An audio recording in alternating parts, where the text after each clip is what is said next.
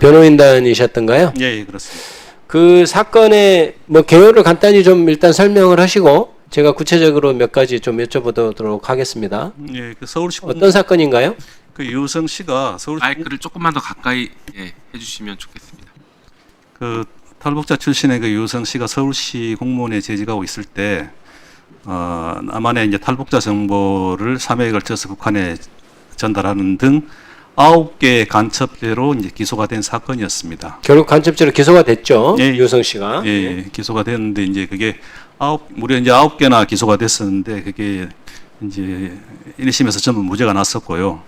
항소심 과정에서도 이제 무죄가 났는데 이제 그 과정에서 국정원이나 이제 거기서 이제 증거를 위조해서 제출한 것 때문에 이제 굉장히 이제 국정과 검찰이 많이 비난을 받았던 사건이고, 그다음 그 뒤에 이제 그 와중에 또 유성 씨에 대해서 외국환 거래법하고 거의 위계관 공무집행 방해죄로 이제 기소가 됐던 그런 사건인데, 그거는 또 외국환 거래법은 공소권 남용이라는 우리나라에서 최초로 보복 기소를 인정한 그런 사례가 되었습니다.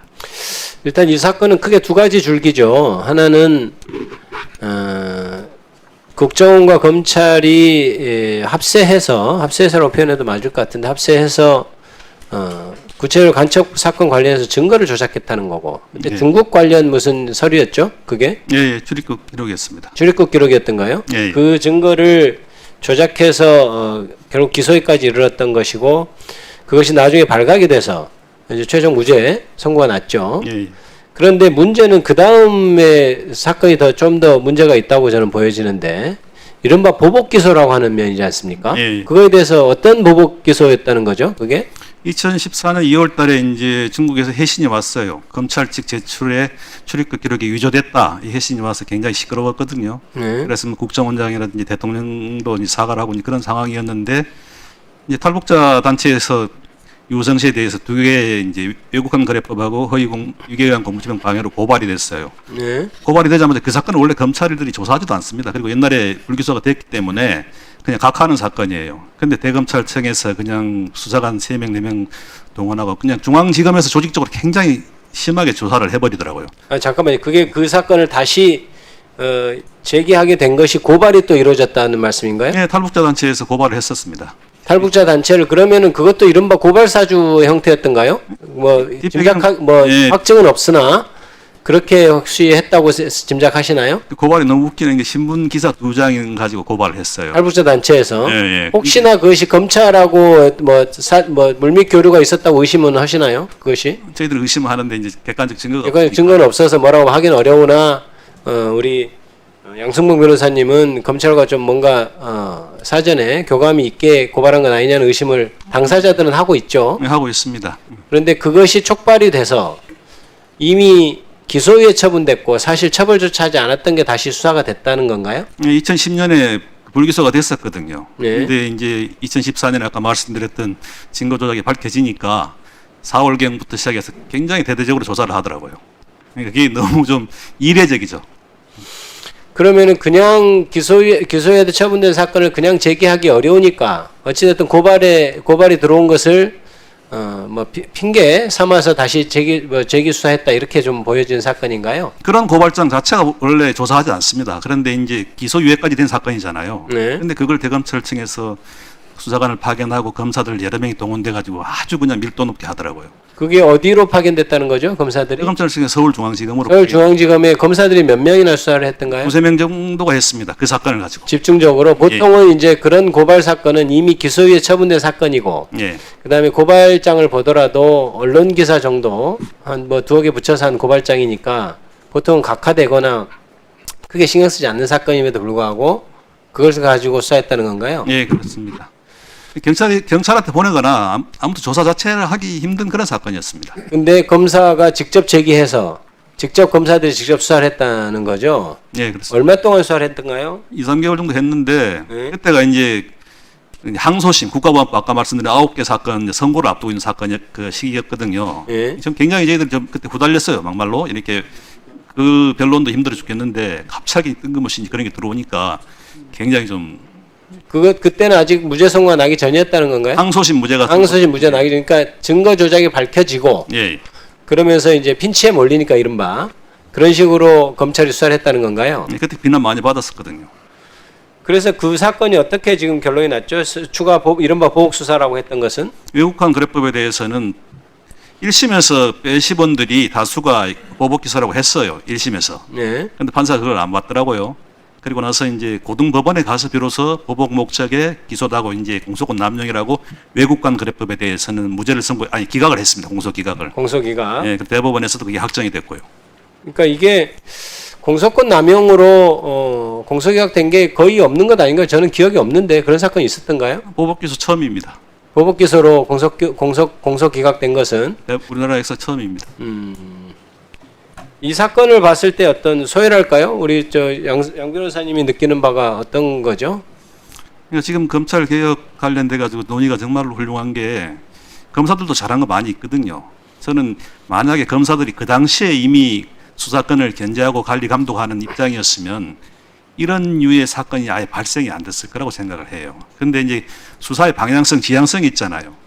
결국 그 사람을 뭐 조사해서 처벌해야 된다는 그런 지향성 때문에 검찰이 무리하고 보복 목적으로 아주 염치 없는 짓거리를 그때 했었어요.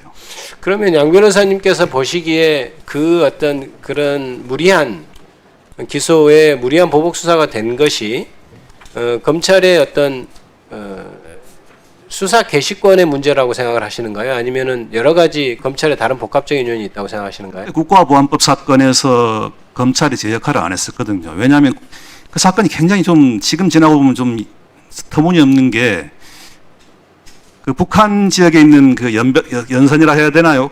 북한 경계 지역에 사는 분들은 중국 기지국 이용해서 전화가 됩니다. 네. 지금도 탈북자분들이 북한에 있는 가족들하고 연락을 주고받거든요. 네. 그런데 이제 그 간첩 사건의 내용이 뭐냐면 그 탈북자 명단을 여동생이 밤에 두방강을 막 새벽에 넘어다니면서 탈북자 명단을 넘겼다는 거예요. 네.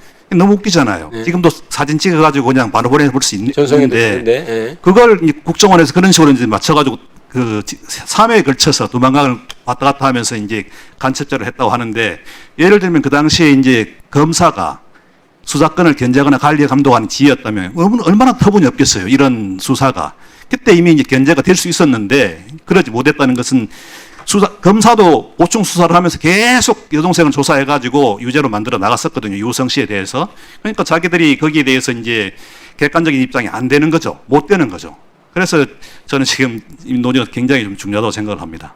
그럼 어떤 방향으로 검찰이 개혁돼야 되는지에 대한 상이 있으신가요? 네, 검찰이 잘하는 거 하면 됩니다. 왜냐하면 인권보호, 객관보호 그게 정말로 중요하거든요. 네. 검찰이 굉장히 잘하는 부분이 있어요. 그런 부분에 집중해서 왜냐하면 저 걱정스러운 게 뭐냐면 경찰권이 이제 독립된 수사권을 가지고 강력한 권한을 가지게 되면 마찬가지 아니겠어요? 이게 항상 수사권을 가지는 데가 문제가 되기 때문에 그걸 강력하게 견제할 수 있는 부분이 필요하고 그건 검사가 또 해주면 되는 거거든요. 그래서 검사가 잘할 수 있는 부분, 수사권을 견제하고 관리 감독할 수 있는 그런 부분, 그걸 살려서 집중하도록 하는 것이 맞다고 봅니다. 근데 지금은 이제 검찰이 권한이 비대화되기 때문에 검찰의 권한을 견제하는 방식으로 해서 수사 기소 분리가 되고 그러니까 지금 경찰 수사를 지금 논하고 있는 건 아니지 않습니까? 그러니까 경찰도 그럴 위험이 있기 때문에 검찰이 잘할 수 있는 부분이 저는 수사권을 견제하고 관리 감독하는 부분.